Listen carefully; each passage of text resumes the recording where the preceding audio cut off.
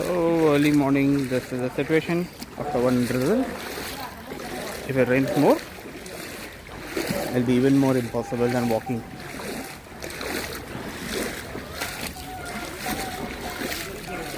There you can see one dog crying because he can't walk through.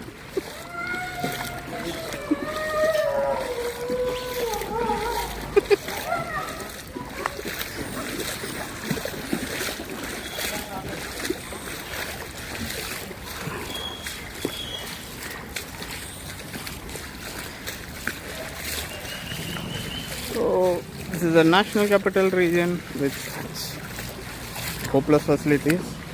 No, we are building super highways, railway tracks, we are going to build bullet trains and all, but we still don't have a proper drainage system.